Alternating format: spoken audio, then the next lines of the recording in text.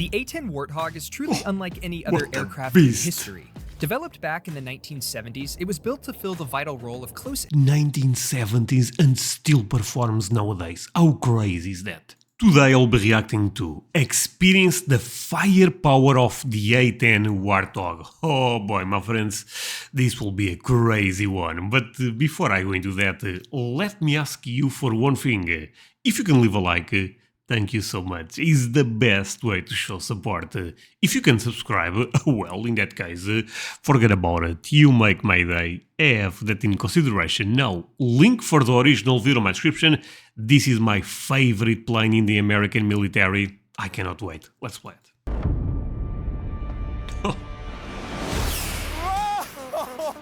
This is the A-10 Thunderbolt II, an iconic attack aircraft that's essentially a flying tank.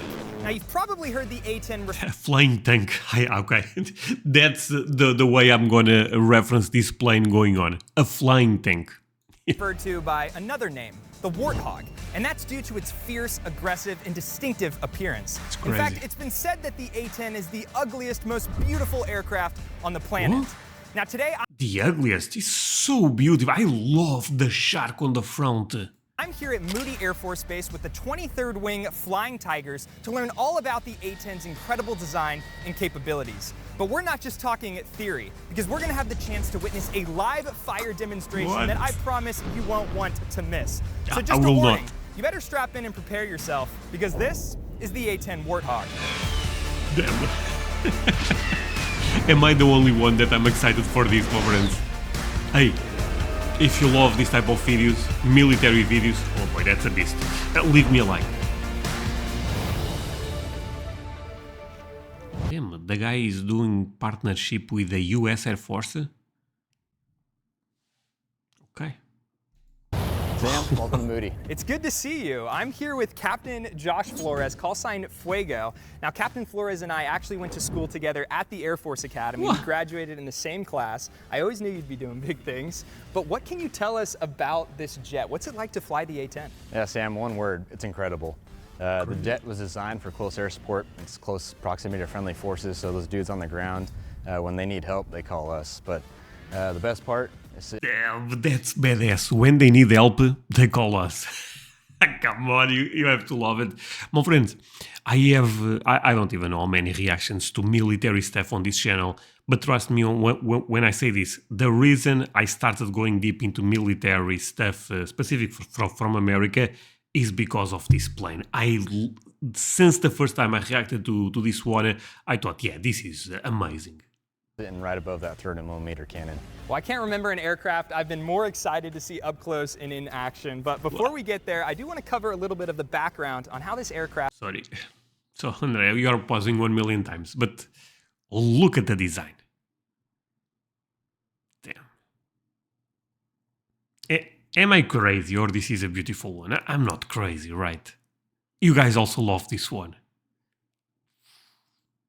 Came to be. The A-10 Warthog is truly unlike any other aircraft in history. Developed back in the 1970s, it was built to fill the vital role of close 1970s and still performs nowadays. How crazy is that? Air support that was set by the US Air Force. They needed an airplane that was simple, effective, and survivable. One that could fill in the gaps of the US Army's helicopter fleet.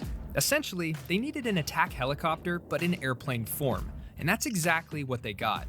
The A-10 rose to fame during the Gulf War, with various reports stating that it was responsible for destroying more than 900 enemy tanks, 2,000 military vehicles, 1,200 pieces of artillery, and even 2 helicopters. But while its record is impressive, the design is really what's mind-blowing. And starting from the front, you'll find the most iconic feature on the A-10, the 30mm 7-barrel Gatling gun known as the GAU-8 Avenger. It's one of the GAU-8 Avenger. I keep forgetting the name of this. Okay, Avenger, of course, that name. The most powerful guns to ever be strapped onto an aircraft, making the GAU-8 Avenger the first gun in history to get its own plane. Well, Sam, this is the GAU-8 Avenger, our 30mm cannon. You see it's got 7 barrels there, can hold about 1,150 rounds. of that 30 mic shoots at 70 rounds per second for 3,900 rounds per minute. We got 3 different types of rounds. You have your armor piercing, your high explosive, and then your target practice round. You can really think that high explosive is almost like an individual hand grenade coming out of each barrel. So just doing the math there, 70 rounds per second, 1,150 rounds total. That's what, roughly 20 seconds of freedom you can pull that trigger? Can you guys do that? Well, we try not to for the sake of the gun. What we'll strive to do is about 1 second to 2 second bursts. I'll put about 100 rounds down on target just to save ammo for multiple targets and to keep the gun healthy.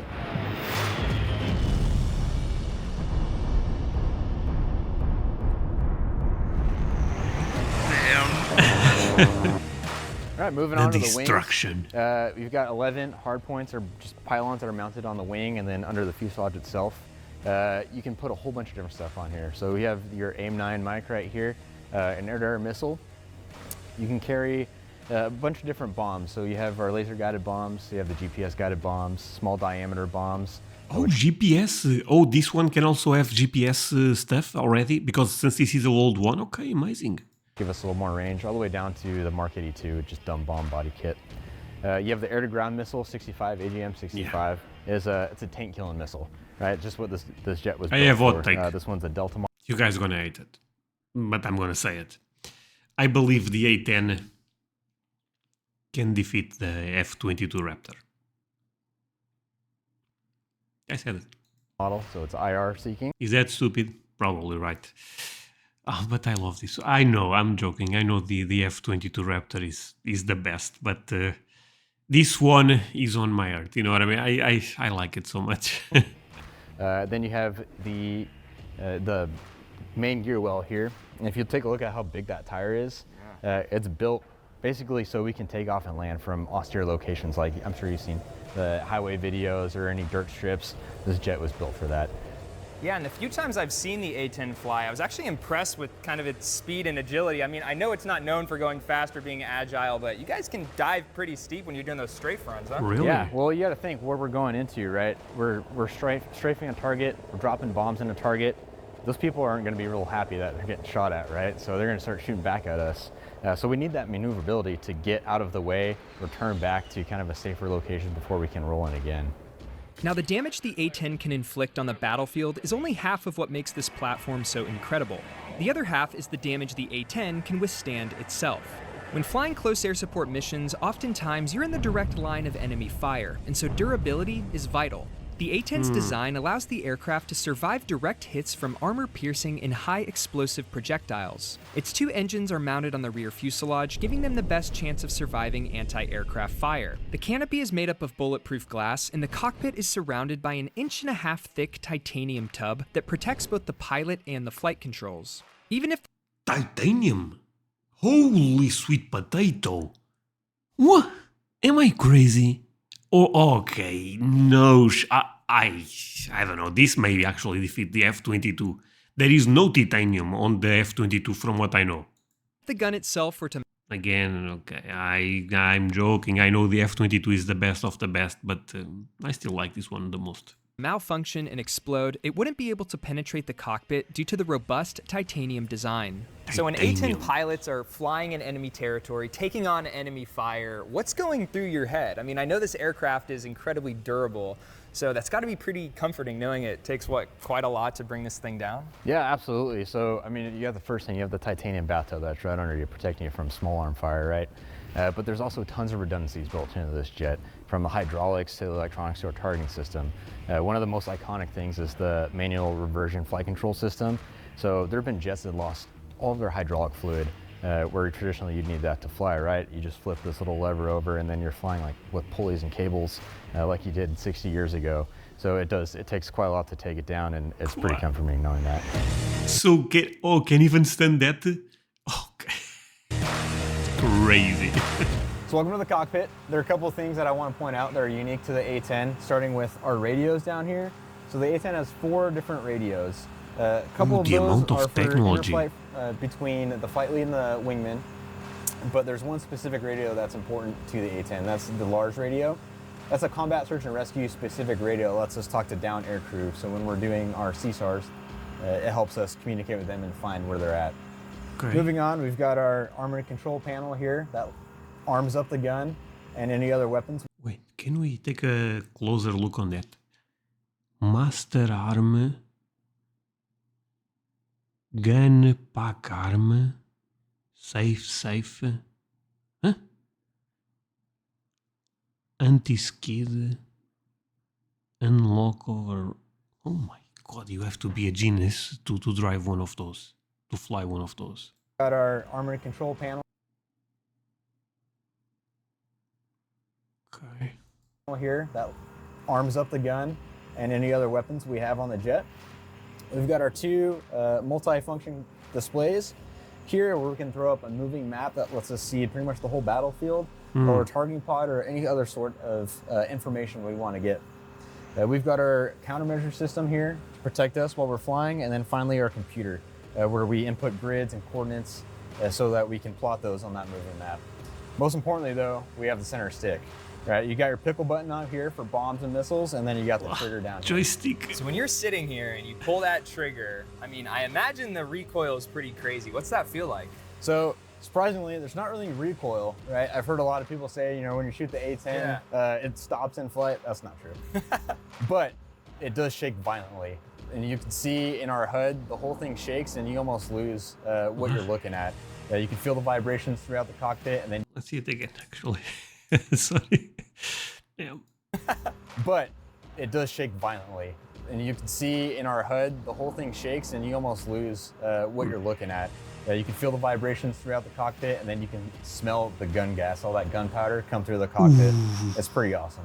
Now, an A-10 being a Can relative... you imagine being inside of that and all of you destroy everything and then, smells like home.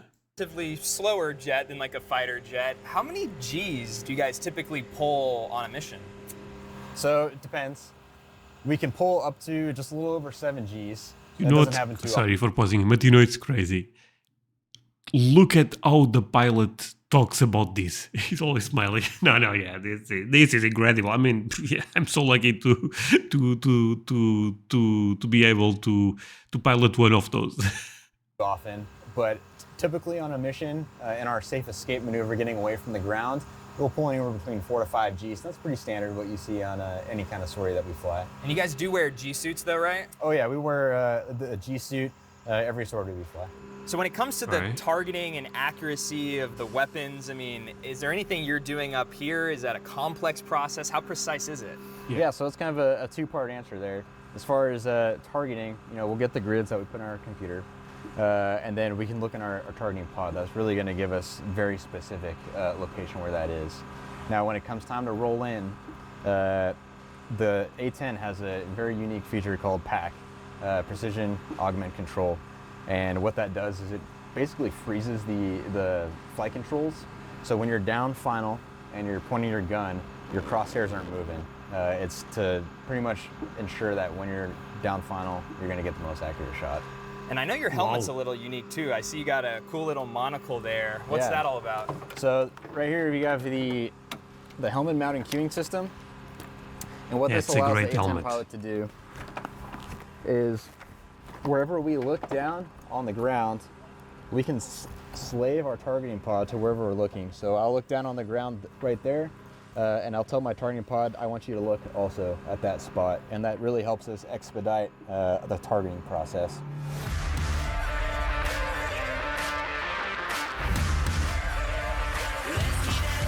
Damn, the machine gun.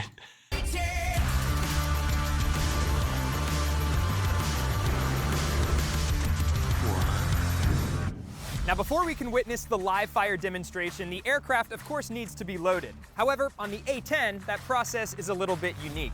This is the ammunition loading assembly cart, also known as the Dragon, and it's made specifically... Oh, even the name, the Dragon. Perfect. Everything is perfect about this.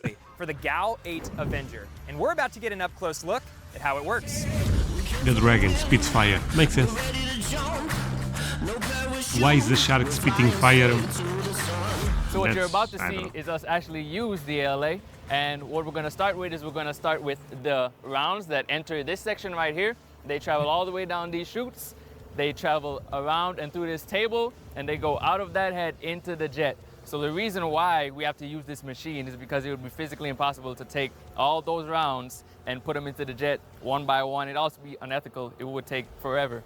So this machine is to expedite it, to make it quicker and a lot more efficient so that we can get the rounds in the jet so they can do their job. So how long does it take to completely load up the A-10 gun? So that's a great question. It's gonna take on average around 30 to 45 minutes to install all the rounds, and if it's necessary to take rounds out of the jet as well. So 45 minutes to load it, about 20 seconds I learned to completely get rid of all that. Pretty crazy.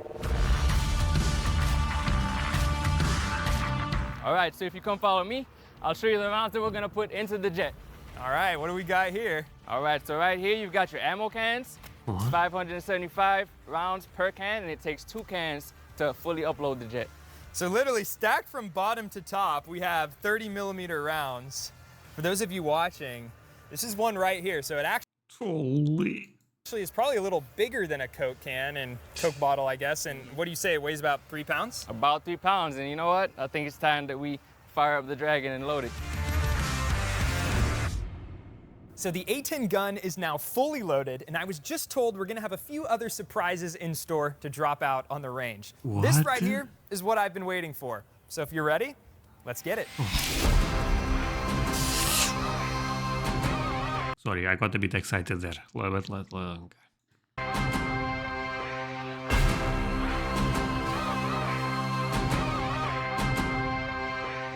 I'm here at the Grand Bay Bombing and Gunnery Range, just a few miles to the east of Moody Air Force Base, and this is going to be our playground for the live fire demo. Now I'm standing on a tower about 500 meters away from the impact area, which consists of a strafing zone and various connexes that the A-10s are going to target. I was told this is the closest I can be for safety, which I am totally okay with. Normally I'm up for getting a little bit closer for the action, but for this, I'm cool hanging back.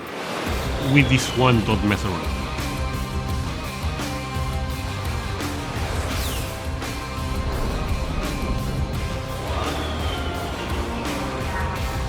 Showing off.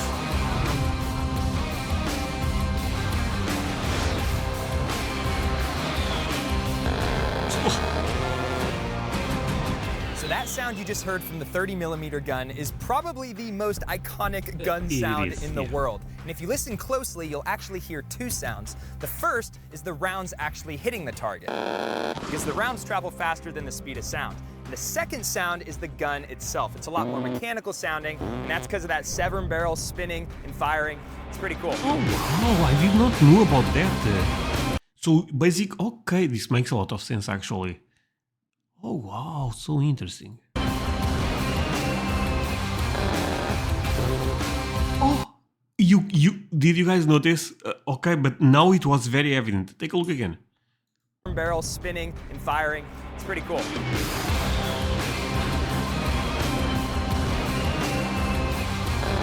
Destruction. But there was the gun there.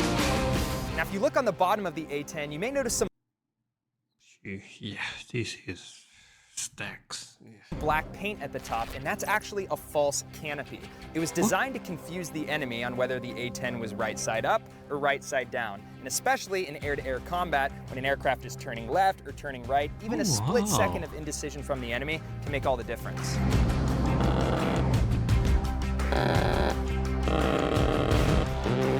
Oh, that now So it was evident back when again. Captain Flores mentioned when he fires the gun in the cockpit, he can actually smell the smoke. Well, when the That's A-10 was crazy. originally being developed, they realized that the gun could actually damage the engines and choke them out because they weren't getting enough oxygen from all that smoke from the gun. So what they did is they modified it and built a special combustion chamber, which is what are on these aircraft now. So now there's no issue when you're firing that gun, aircraft can fly just fine. Good.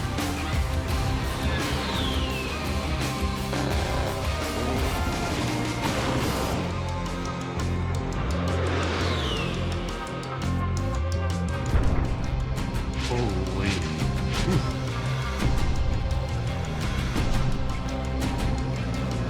GPS missiles, right?